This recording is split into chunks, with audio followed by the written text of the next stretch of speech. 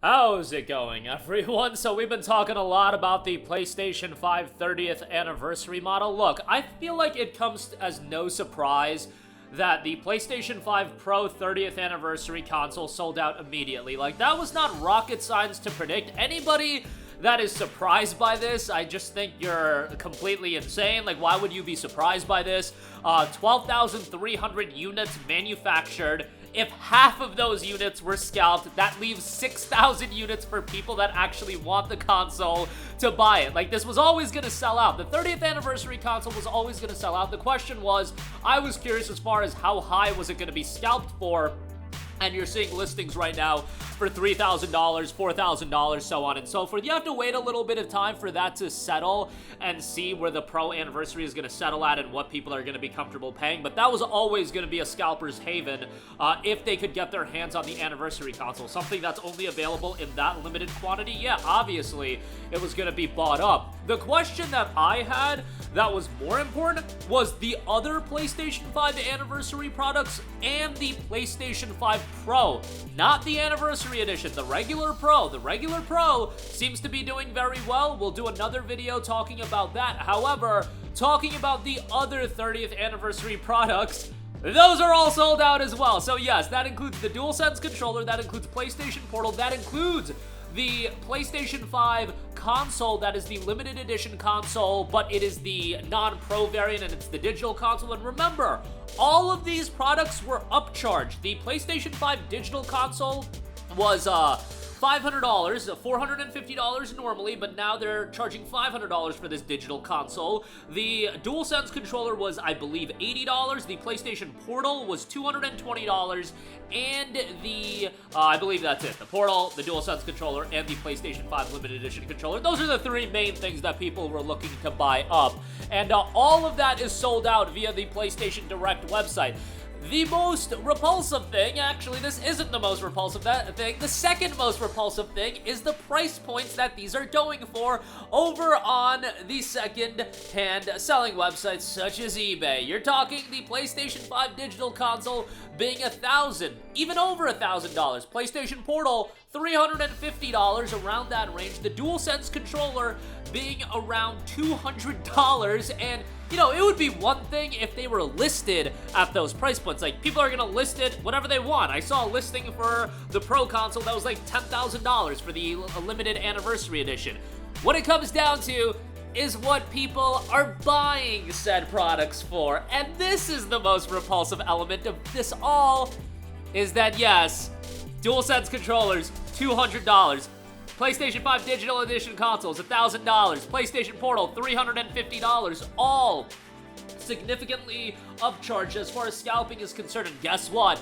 All of them are being sold. Yes, scalpers are absolutely bathing in revenue when it comes to all of these scalped products. Now, I would still recommend to wait. See what these settle in at if you really do want it. And I don't know what the limited run is as far as how many of these controllers are being manufactured, how many of these digital consoles are being manufactured, how much of the PlayStation Portal is being manufactured, because there was never any indication. With the PS5 Pro, once that got slapped with the 12,300 number, we all knew that that was going to be selling out. We all knew that a large portion of them were also going to be relisted for people to buy. Even if you were one of those people that inherently just wanted the console to have it in regards to the Pro 30th anniversary, once you look at the eBay prices and what people are paying to get this console, brothers, a person that wanted the console, they may be turned into a scalper, and they are perceived as a scalper because they look at those prices and they're like,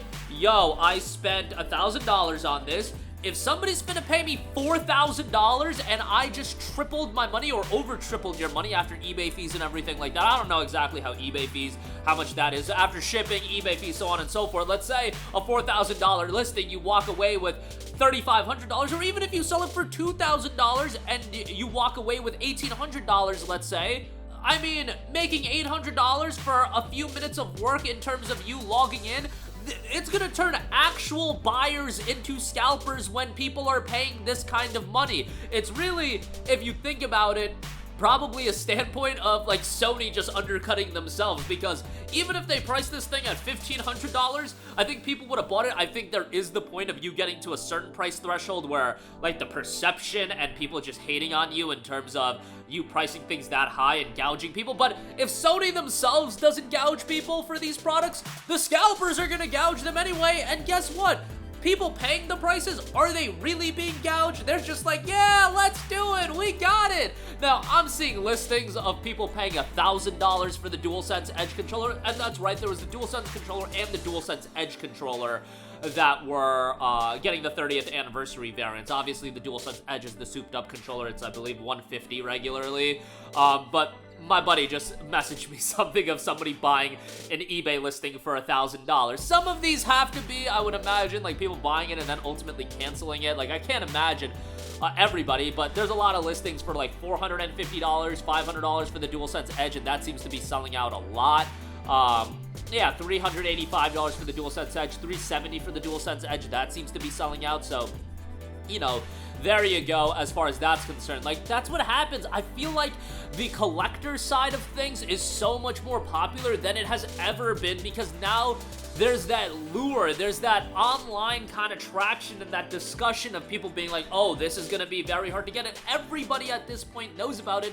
Whereas back in 2013, yes, they did the same gimmick with the PlayStation 4 and the 20th anniversary. However, I don't think it was as insane as far as people hounding. Now, to be fair, this was what, when the 20th anniversary happened, 2014, I would have been 18 years old. I wouldn't have even had like the wherewithal to look at something that would be, you know, I forget how much the PS4 20th anniversary was. I wouldn't even be in that scene like I am now, but I just don't feel like I was still online and I was still looking into stuff like that, and I just don't remember the appeal of the collector's items as great as they are now. Now, like these days, I feel like everybody's trying to get it, especially after like the world lockdown. I just feel like everybody was trying to get in on that gravy train, and it just ultimately increased the allure of these products even to the people buying it, and yeah, just a wild scene. And I would have said, you know, it is what it is, like it's getting scalped, like are you really gonna make that big of a profit on it? But ultimately, like, you look at the amount being sold, and I saw some comments in our last video, people being like, yo, just don't buy these scalped prices, and it's just like, yo, comments on my video are only gonna do so much. If people want to buy it, they're gonna buy it. That's just what it comes down to. All of these products that are perceived to be too expensive, ultimately the market will decide, and you are seeing the market absolutely decide on the PS5 Pro, and you're seeing the market absolutely decide on the 30th anniversary, because, you know, this is a collector's item and it was always going to do very well. I knew the Pro was going to do really well.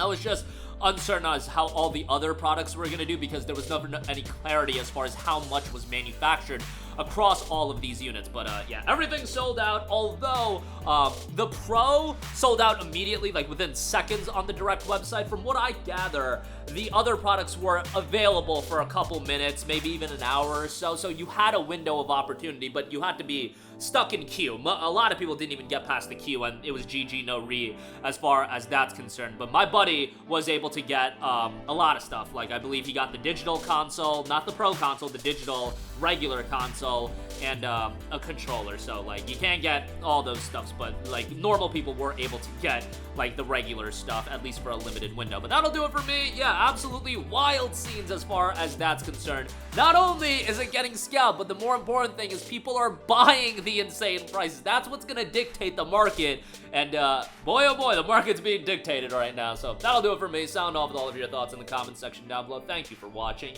and goodbye.